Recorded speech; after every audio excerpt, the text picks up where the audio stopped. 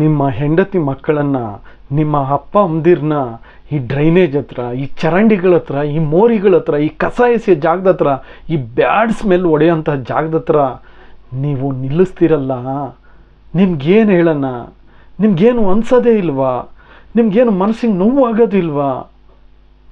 ನಾವೆಲ್ಲಿ ನಿಲ್ಲಿಸ್ತಾ ಇದ್ದೀವಪ್ಪ, ನೀನೇನಪ್ಪ ಹಿಂಗೆ ಹೇಳ್ತಾ ಇದೆಯಾ ಅಂತ ನೀವು ಕೇಳ್ಬೋದು. ಅದಕ್ಕಿಂತ ಈ ಚರಂಡಿ, ಮೋರಿಗಳು, ಡ್ರೈನೇಜ್ಗಳು, ಕಸ ಎಸೆದ ಜಾಗದಕ್ಕಿಂತ ಅದಕ್ಕಿಂತ ಬ್ಯಾಡ್ ಸ್ಮೆಲ್ ಹೊಡೆಯೋಂತಹ ಜಾಗದ ಹತ್ರ ನೀವು ಅವ್ರನ್ನ ಇಡ್ತೀರಾ. ಆ ಜಾಗಕ್ಕಿಂತ ಕೆಟ್ಟ ರೀತಿಯಲ್ಲಿ ನೀವು ಸ್ಮೆಲ್ ಬರೋ ಅಂತಹ ರೀತಿಯಲ್ಲಿ ನೀವು ಮಾಡ್ಕೊಳ್ತೀರ. ಹೇಗೆ ಮಾಡ್ಕೊಳ್ತೀವಪ್ಪ, ನೀನೇನಪ್ಪ ಹಂಗೆ ಹಿಂಗೆ ಹೇಳ್ತಾ ಇದೆಯಾ ಅಂತ ನೀವು ಹೇಳ್ಬೋದು. ಹೆಂಗೆ ಹೇಳ್ತೀಯ ಅಂತ ಹೇಳ್ತೀನಿ. ಅದಕ್ಕೂ ಮುಂಚೆ ಈ ಚಾನಲ್ ಯಾರ್ಯಾರು ನೋಡ್ತಾ ಇದ್ದೀರೋ ಸಬ್ಸ್ಕ್ರೈಬ್ ಮಾಡಿದೆ ದಯವಿಟ್ಟು ಈ ಚಾನಲ್ನ ಸಬ್ಸ್ಕ್ರೈಬ್ ಮಾಡ್ಕೊಳ್ಳಿ. ಹಾಗೆ ಬೆಲ್ಲೈಕನ್ಗೆ ಹಾಲ್ಗೆ ಕ್ಲಿಕ್ ಮಾಡಿ.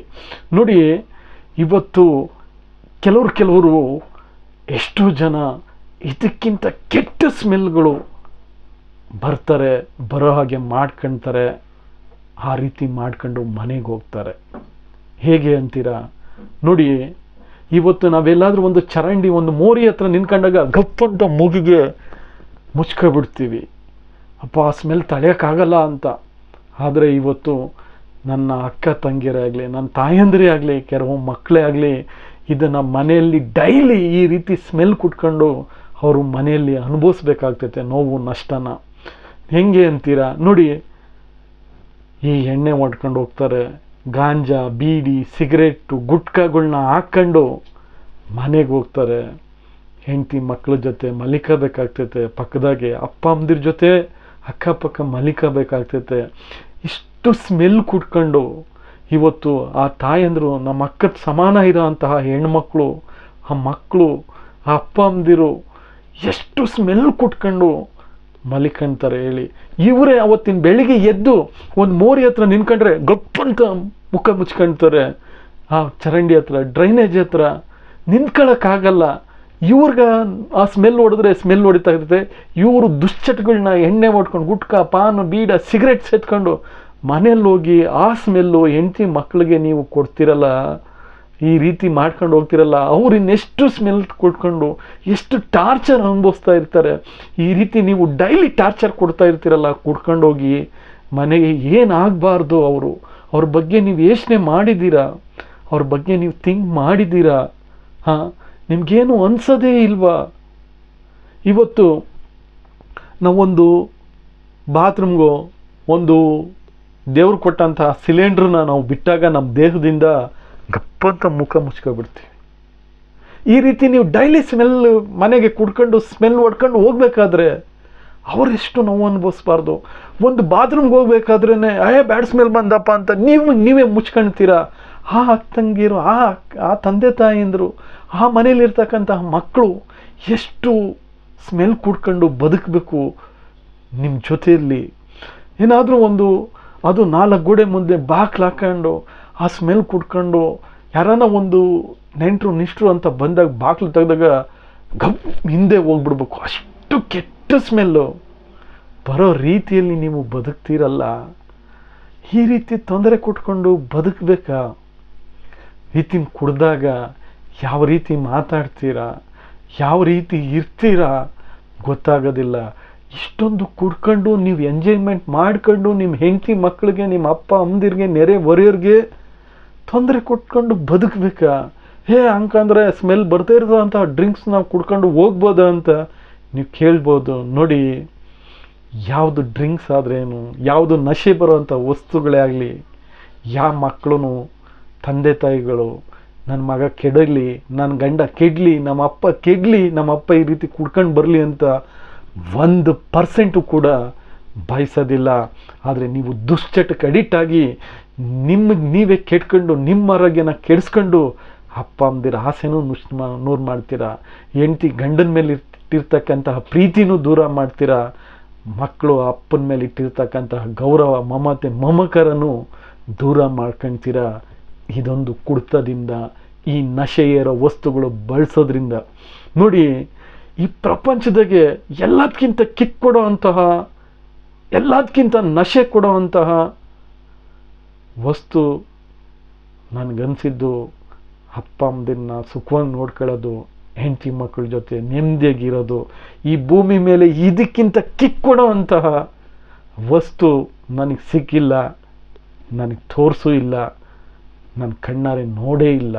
ಈ ಪ್ರಪಂಚದಲ್ಲಿ ಎಲ್ಲದಕ್ಕಿಂತ ಕಿಕ್ ಕೊಡೋ ಅಂಥದ್ದು ನಿನ್ನ ಹೆತ್ತ ತಂದೆ ತಾಯರನ್ನ, ನೀನು ಕಟ್ಕೊಂಡಿರ್ತಕ್ಕಂತಹ ಹೆಂಡತಿ ಮಕ್ಕಳನ್ನ, ನೀನು ಹಿಂದೆ ಮುಂದೆ ಹುಟ್ಟಿರ್ತಕ್ಕಂತಹ ಅಕ್ಕ ತಂಗಿ ಅಣ್ಣ ತಮ್ಮದಿರನ್ನ, ನೆಂಟರು ನಿಷ್ಠರನ್ನ, ಸಂಬಂಧಿಕರನ್ನ, ನಿನ್ನ ಹಳ್ಳಿ ಜನನ, ನಿನ್ನ ಊರ ಜನನ, ನೀನು ಇನ್ನೂ ಜಾಸ್ತಿ ಆಯ್ತು ನಿನ್ನ ರಾಜ್ಯದ ಜನನ, ನಿನ್ನ ದೇಶದ ಜನನ ಪ್ರೀತಿಸು, ಗೌರವಿಸು, ಮಮತೆ ಮಮಕಾರದಿಂದ ನೋಡು. ಈ ಪ್ರಪಂಚದಲ್ಲೇ ಎಲ್ಲೂ ಸಿಗದೇ ಇರೋಂತಹ ಕಿಕ್ಕು ನಶ ನಿನಗೆ ಸಿಗುತ್ತೆ. ಆದರೆ ಇದನ್ನೆಲ್ಲ ಬಿಟ್ಟು ನೀನು ದುಶ್ಚಟದಿಂದ ಹೋದರೆ ಹೊರಟೆ ನೀನು ಈ ಭೂಮಿ ಮೇಲೆ ನೀನು ಬದುಕಿದ್ದು ವೇಸ್ಟು, ಬದುಕಲಿಲ್ಲ ಅಂದ್ರೂ ವೇಸ್ಟೇ, ಟೋಟಲಿ ವೇಸ್ಟ್.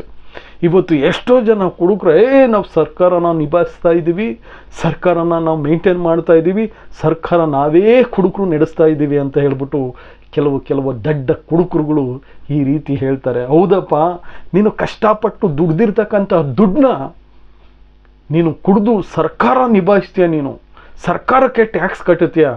ಆದರೆ ನೀನು ಕಟ್ಕೊಂಡಿರ್ತಕ್ಕಂತಹ ಹೆಂಡತಿ ಮಕ್ಕಳನ್ನ, ನಿನ್ನ ಫ್ಯಾಮಿಲಿನ ಇನ್ನೊಬ್ಬ ನಿಭಾಯಿಸೋಕ್ಕೆ ಬರ್ತಾನಪ್ಪ. ದಷ್ಟಪುಷ್ಟವಾಗಿರೋ ಅಂತನೂ ನೀನು ಸರ್ಕಾರ ನಡೆಸು, ನಿನ್ನ ಫ್ಯಾಮಿಲಿನ ಇನ್ನೊಬ್ಬ ಬಂದು ನಿಭಾಯಿಸ್ತಾನೆ, ನಡೆಸ್ತಾನೆ. ಸಾಕು. ನಾನು ಪ್ರತಿಯೊಬ್ಬರಿಗೂ ಹೇಳೋ ಮಾತಲ್ಲ ನೋಡಿ. ಕೆಲವರು ಈ ಮೈ ನೋವಿಗೆ, ಕೆಲವರು ತಪ್ಪೆ, ಕೆಲವರು ಮೈ ನೋವು ಆಮೇಲಿಂದ ಎಲ್ಲರೂ ಹುಡುಗರಿಗೆ ಅಂತ ಹೇಳ್ಬಿಟ್ಟು ನೀವು ಅನ್ಕೊಬಿಟ್ಟಿರ. ಕೆಲವರು ಈ ಮೈ ನೋವು, ಕೆಲವರು ಆ ರೀತಿ ಈ ರೀತಿ ಅಂತ ಮಾಡ್ಕೊಂಡು ಒಂದು ಲಿಮಿಟಾಗೆ ತಗೊಂಡು ಬರ್ತಾರೆ.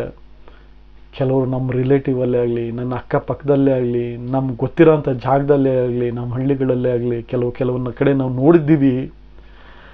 ಕೆಲವರು ದುಡಿತಾರೆ, ನಮ್ಮ ರಿಲೇಟಿವಲ್ಲೇ ಇದ್ದಾರೆ ಕಣ್ರಿ. ಕೆಲವರು ದುಡಿತಾರೆ, ದುಡ್ಡೆಲ್ಲ ಬರೇ ಹುಡುಕಕ್ಕೆ ಇಟ್ಟು, ಹೆಂಡ್ತಿ ಎಲ್ಲನಾ ಹೋಗ್ಲಿ, ಮಕ್ಕಳು ಏನನಾ ಮಾಡ್ಕೊಳ್ಳಿ, ಅವನಿಗೇನು ತಲೆನೇ ಕೆಡಿಸ್ಕೊಳ್ಳಲ್ಲ. ದುಡಿತಾನೆ, ಕುಡಿತಾನೆ, ಅವನ ಪಾಡಿಗೆ ಅವನಿರ್ತಾನೆ. ಈ ಕಡೆ ಹೆಂಡ್ತಿ ಮಕ್ಕಳು ಸಂಸಾರ ಅನ್ನೋದ್ರ ಕಡೆ ಜ್ಞಾನನೇ ಇರಲ್ಲ ಕಣ್ರಿ. ನಿಮ್ಮಂಥವ್ರಿಗೆ ಯಾಕೆ ಬೇಕು ಜೀವನ, ಸಂಸಾರ ಅನ್ನೋದು? ಇವತ್ತು ಕೆಲವು ಜನ ಕುಡಿತಾರೆ, ಅವ್ರು ಫಿಟ್ ಆಗಿರ್ತಾರೆ, ಜೀವನ ಸಂಸಾರ ನೆಮ್ಮದಿ ಅವ್ರ ಪಾಡಿಗೆ ಅವ್ರು ಇರ್ತಾರೆ. ಕೆಲವರು ಕುಡಿಯೋದನ್ನೇ ಜೀವನ ಮಾಡ್ಕೊಂಡಿದ್ದಾರೆ, ಕುಡಿಯೋದನ್ನೇ ಕೆಲಸ ಮಾಡ್ಕೊಂಡಿದ್ದಾರೆ, ಕುಡ್ತಾನೆ ನಮ್ಮ ಲೈಫು ಅಂತ ತಿಳ್ಕೊಂಡು ಬದುಕ್ತಾ ಇದ್ದಾರೆ. ಇದರಿಂದ ನಿಮಗೆ ನಯ ಪೈಸದ್ದೂ ಬೆನಿಫಿಟ್ ಇಲ್ಲ, ವೇಸ್ಟ್ ನೀವು ಬದುಕ್ತಾ ಇರೋದು ಅಂತ ಅನ್ನಿಸ್ಬಿಡುತ್ತೆ. ಇಂತಹ ದುಶ್ಚಟಗಳಿಂದ ನಿಲ್ಲಿಸ್ಬಿಡಿ. ಯಾಕಂದರೆ ಈ ಪ್ರಪಂಚದಲ್ಲಿ ಎಲ್ಲದಕ್ಕಿಂತ ಬ್ಯಾಡ್ ಸ್ಮೆಲ್ ಬರೋ ಅಂಥದ್ದು ಈ ಕೆಲವು ಕುಡ್ತದಿಂದ, ಅವರು ಮಾಡ್ಕೊಳ್ಳೋಂತಹ ಅವಸ್ಥೆಯಿಂದ ಕುಡಿತಾರೆ, ಚರಂಡಿಗೆ ಬೀಳ್ತಾರೆ, ಮೋರಿಗೆ ಬೀಳ್ತಾರೆ. ಈ ಪ್ರಪಂಚದಲ್ಲಿ ಒಳ್ಳೆಯದು ಕೆಟ್ಟದ್ದು ಏನು ಅಂತ ಗೊತ್ತಾಗಲ್ಲ. ಎಲ್ಲಂದ್ರೆ ಅಲ್ಲಿ ಬಿದ್ದು ಎದ್ದು ಮನೆಗೆ ಬರೋ ಅಂತಹ ಜನಗಳು ಇದ್ದಾರೆ. ಈ ವಿಪರೀತ ಸಿಗರೇಟು ಸ್ಮೋಕ್ ಮಾಡಿ ಅವರ ದವಡೆಗಳು, ಅವರ ಹೆಲ್ತ್ಗಳು ಅವರೇ ಕೆಡಿಸ್ಕೊಬಿಡ್ತಾರೆ. ಸ್ಮೋಕ್ ಮಾಡಿ ಎದುರುಗಡೆ ಯಾರನ್ನ ಮಾತಾಡಬೇಕಾದ್ರೆ ಆ ಸ್ಮೋಕಿನ ಸ್ಮೆಲ್ಲೇ ಕೆಲವ್ರಿಗೆ ಆಗಲ್ಲ. ಅಂತಹ ಭಯಾನಕ ಸ್ಮೆಲ್ಲು 4 ಗೋಡೆ ಮಧ್ಯೆ ಬಂದು ನೀವು ಕುಡಿದು ನಿಮ್ಮ ಫ್ಯಾಮಿಲಿ ಪಕ್ಕದಾಗ ಮಲಿಕೊಂಡಾಗ ಈ ಮೋರಿಗಳಿಗಿಂತ ಕೆಟ್ಟ ಸ್ಮೆಲ್ ಬರ್ತೈತೆ. ಯೋಚನೆ ಮಾಡಿ, ದೇವರು ಒಂದು ಚಾನ್ಸ್ ಕೊಡ್ತಾನೆ. ಹೋಗಿದ್ದ ಜೀವ ಮತ್ತೆ ಬರಲ್ಲ. ನೀನು ಹೋಗೋದೇನೋ ಹೋಗ್ಬಿಡ್ತೀಯ, ಹೆಂಡ್ತಿನ ಕಟ್ಕೊಂಡಿರ್ತೀಯ, ಮಕ್ಕಳನ್ನ ಕಟ್ಕೊಂಡಿರ್ತೀಯ, ಅನಾಥರಾಗೋಕೆ ಹೋಗ್ತಾರೆ. ಕುಡಿತಾ ಒಳ್ಳೇದಲ್ಲ. ಕೆಲವ್ರಿಗೆ ನೋಡಿ, ತಂದಕ್ಕರಿರ್ತಾರೆ, ಅಪ್ಪ ಅಮ್ಮ ಆಸ್ತಿ ಮಾಡಿರ್ತಾರೆ, ಒಳ್ಳೆ ಕೆಲಸ ಇರ್ತೈತೆ, ಅವ್ರ ವೀಕಿಗೋ ತಿಂಗಳಿಗೋ ಪಾರ್ಟಿಗೂ ಏನಕ್ಕೂ ಕುಡಿತಾರೆ, ಅವ್ರು ಅಷ್ಟೇ ಕಂಟ್ರೋಲ್ ಆಗಿರ್ತಾರೆ, ಅವ್ರಿಗೇನು ತೊಂದರೆ ತಾಪತ್ರಯ ಅನ್ಸಲ್ಲ. ಈ ಬಡ ಜನಗಳು ಅವತ್ತಿನ ಅವತ್ತಿನ ತಿನ್ನೋ ಅಂಥ ಜನಗಳು ಆ ದುಡಿಯೋ ದುಡ್ಡೆಲ್ಲ ಕುಡ್ತಕ್ಕಿಕ್ಕಿ ಇವತ್ತು ಎಷ್ಟೋ ಮನೆ ಮಠಗಳು, ಹೆಂಡತಿ ಮಕ್ಕಳು ಕಂಡರ್ ಪಾಲಾಗ್ಬಿಟ್ಟವೆ. ಇದರಿಂದ ಹೊರಗಡೆ ಬನ್ನಿ. ಈ ರೀತಿ ಮಾಡೋದು ತಪ್ಪು. ನನಗೆ ಹೇಳಬೇಕು ಅನ್ನಿಸ್ತು, ಹೇಳಿದೆ. ಯಾಕಂದರೆ ಇವತ್ತು ಮನುಷ್ಯ, ನಾವು ನಮ್ಮ ರಿಲೇಟಿವಲ್ಲಿ, ನಮ್ಮ ಫ್ರೆಂಡ್ ಸರ್ಕಲಲ್ಲಿ ಸುಮಾರು ಯಂಗ್ಸ್ಟರ್ ಫಿಟ್ಟಿದ್ದ. 1 ವರ್ಷ ಆದಮೇಲೆ ನೋಡಿದಾಗ ಹಿಂಗಾಗ್ಬಿಟ್ಟಿದ್ದ ಅವನು. ಕಾರಣ ಕುಡಿದ್ಮೇಲೆ ಟೈಮಿಗೆ ಸರಿಯಾಗಿ ತಿನ್ನಲ್ಲ, ಟೈಮಿಗೆ ಸರಿಯಾಗಿ ಏನೂ ಇರಲ್ಲ, ಬರೀ ಕುಡಿಯೋದು ನಶೆಯಲ್ಲಿರೋದಾಗ ಆರೋಗ್ಯ ಕೆಟ್ಟೋಗ್ಬಿಡುತ್ತೆ. ಈ ಒಂದು ಕುಡ್ತ ಈ ಮನುಷ್ಯನ ಪುಟ್ಬಾತಿಗೆ ತಂದುಬಿಡುತ್ತೆ. ಈ ಕುಡ್ತ ಅವನ ಲೈಫ್ನ ಹಾಳು ಮಾಡುತ್ತೆ. ಆ ಕುಡ್ತ ಹೆಂಡತಿ ಮಕ್ಕಳನ್ನ ದೂರ ಮಾಡುತ್ತೆ. ಆ ಕುಡ್ತ ಒಂದನ್ನು ದೂರ ಮಾಡುತ್ತೆ. ಇವರು ಏನೋ ನನಗೆ ಕಷ್ಟ ಬಂತು, ಏನೋ ಒಂದು ಮರೆಯೋಕ್ಕಾಗದಿರ್ತಕ್ಕಂಥ ಸನ್ನಿವೇಶ, ಏನೋ ಒಂದು ಫ್ಯಾಮಿಲಿ ರಿಸ್ಕು, ಅದಕ್ಕೋಸ್ಕರ ನಾನು ಕುಡಿತೀನಿ ಅಂತ ಕೆಲವರು ಕುಡಿತಾರೆ. ಸರಿ, ಅದು ನೀನು ಒಂದು ಸರಿ ಕುಡಿತೀಯ, ಆ ಕುಡ್ದಿದ ತಕ್ಷಣ ಮರ್ತೋಗ್ತೀಯ?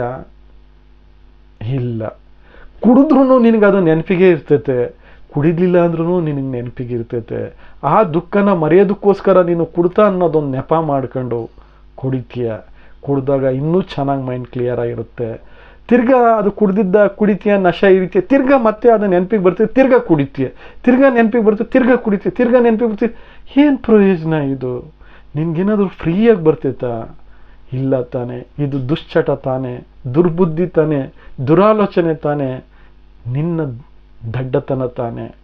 ಯಾವುದಾದ್ರೂ ಒಂದು ಇವತ್ತು ಎಷ್ಟೋ ಜನ, ನೀವು ನಾನು ಅನ್ಕೊಂಡಾಗೆ ಅತಿ ಹೆಚ್ಚು ಥಿಂಕ್ ಮಾಡೋರು ಯಾರು ಅಂತಂದರೆ ನಾನು ಈ ಡ್ರೈವರ್ಗಳು ಅಂತ ಹೇಳೋದಕ್ಕೆ ಇಷ್ಟಪಡ್ತೀನಿ. ಯಾಕಂದರೆ ಡ್ರೈವಿಂಗೂ ಮಾಡ್ತಾರೆ, ಸಿಗ್ನಲ್ಲು, ಟೆನ್ಷನ್ನು, ತೊಂದರೆ, ತಾಪತ್ರೆ, ಅದು ಇದು ಒಂದು ಪ್ರೆಸರು, ಹಾರನ್ನು, ಸೌಂಡು. ಇವಾಗ ಕೆಲವರು ಥಿಂಕ್ ಮಾಡೋರಿಗೆ ಎಲ್ಲ ಸೈಲೆಂಟ್ ಆಗಿರುತ್ತೆ, ಕೆಲಸ ಮಾಡುತ್ತೆ ಸೈಲೆಂಟ್, ಈ ರೀತಿ ಥಿಂಕ್ ಮಾಡ್ತಾರೆ. ಬಟ್ ಆದರೆ ನಾವು ಸೌಂಡ್ ಮಧ್ಯೆ, ಜನಗಳ ಮಧ್ಯೆ, ರೋಡಿನ ಮಧ್ಯೆ ಒಂದ್ರ ಬಗ್ಗೆ 100 ಥರ ಥಿಂಕ್ ಮಾಡ್ತಾ ಇರ್ತೀವಿ. ಇಂತಹ ಥಿಂಕ್ ಮಾಡೋನೇ ಅಷ್ಟೊಂದು ರಿಸ್ಕ್ ತಗೊಂಡು ಮರೆಯೋ ಅಂತ ಗಿದ್ದಿದ್ರೆ ಎಣ್ಣೆ ಹೊಡ್ಕೊಂಡೇ ಡ್ರೈವಿಂಗ್ ಮಾಡಿಬಿಡೋರು, ಎಣ್ಣೆ ಹೊಡ್ಕೊಂಡೇ ಕೆಲಸ ಮಾಡೋರು, ಎಣ್ಣೆ ಹೊಡ್ಕೊಂಡೇ ಇದ್ಬಿಡೋರು. ಯಾಕಂದರೆ ಒಂದು ಸರಿ ಕುಡಿದ ತಕ್ಷಣ ಇನ್ನು ಟೋಟಲಿ ಇದು ನೆನಪಿಗೆ ಬರಲ್ಲಪ್ಪ, ಇದು ಮರ್ತೋಗ್ಬಿಡ್ತು ಅಂತ ಅನ್ಕೊಬಿಡೋರು. ಇಲ್ಲ, ಮರೆಯೋದಕ್ಕೆ ಚಾನ್ಸೇ ಇಲ್ಲ. ಯಾಕಂದರೆ 100 ವರ್ಷದ ಗಂಟ ನೆನಪಿಗಿರ್ತೈತೆ ಆ ನಮ್ಮ ಮೈಂಡ್ಸೆಟ್. ಯಾವತ್ತು ನಮ್ಮ ಮೈಂಡ್ಸೆಟ್ಟಿಂದ ಈಚೆ ಕಡೆಗೆ ಬರಲ್ಲ. ನೀವು ಎಕ್ಸಾಂಪಲ್ ಬೇಕಾದ್ರೆ, ನಾನು 1ನೇ ಕ್ಲಾಸಲ್ಲಿ ಓದ್ತಿದ್ದೆ, ನಾನು 2ನೇ ಕ್ಲಾಸಲ್ಲಿ ಹಿಂಗಿದ್ದೆ, ನಾನು 5ನೇ ಕ್ಲಾಸಲ್ಲಿದ್ದೆ, ನಾನು SLC ಓದ್ಬೇಕಾದ್ರೆ ಕುಡಿಲಿಲ್ಲ, ನಾನು ಅವತ್ತು ಆ ಕೆಲಸ ಕುಡಿಲಿಲ್ಲ, ಮರಿಲಿಲ್ಲ, ಕುಡಿಲಿಲ್ಲ, ಯೋಚನೆ ಹೋಗಲಿಲ್ಲ. ಇವೆಲ್ಲ ಹೆಂಗೆ? ನಮ್ಮ ಮೈಂಡ್ಸೆಟ್ ಆಟೋಮೆಟಿಕ್ ಇರುತ್ತೆ. ನಾವು ಯಾವುದು ಮರೆಯೋದಕ್ಕಾಗಲ್ಲ. ಮರಿಬೇಕು ಅಂತಂದರೆ ಅದ್ರ ಬಗ್ಗೆ ನಾವು ಯೋಚನೆ ಮಾಡಬಾರ್ದು, ಅದ್ರ ಬಗ್ಗೆ ನಾವು ಥಿಂಕೇ ಮಾಡಬಾರ್ದು. ಆಟೋಮೆಟಿಕ್ಕಾಗಿ ಮರ್ತೋಗ್ತೈತೆ. ಸರಿನಾ? ನಾನು ಕುಡಿದ್ರೆ ನಾನು ಮರಿತೀನಿ ಅನ್ನೋದು, ನಾನು ಸಿಗರೇಟ್ ಸೇದಿದ್ರೆ ನಾನು ಟೆನ್ಷನ್ ರಿಲೀಫ್ ಆಗ್ತೀನಿ ಅನ್ನೋದು ತಪ್ಪು. ಯಾವುದೇ ಕಾರಣಕ್ಕೂ ನಮ್ಮ ಮೈಂಡ್ಸೆಟ್ಗೂ ನಮ್ಮ ಟೆನ್ಷನ್ಗೂ ನಾವು ಯೋಚನೆ ಮಾಡೋದಕ್ಕೂ ಕನೆಕ್ಷನ್ನು ಸ್ವಲ್ಪ ಕಡಿಮೆ ಆಗ್ಬೋದು. ಮತ್ತೆ ಅದು ಹೋಗಿದ್ಮೇಲೆ ತಿರ್ಗಾ ಮಾಮೂಲಿ ಆಟೋಮೆಟಿಕ್ ಬ್ಲಡ್ ಸರ್ಕ್ಯುಲೇಷನ್ ಆಗುತ್ತೆ, ಮಾಮೂಲಿ ಕನೆಕ್ಟಿವಿಟಿ ಇರುತ್ತೆ.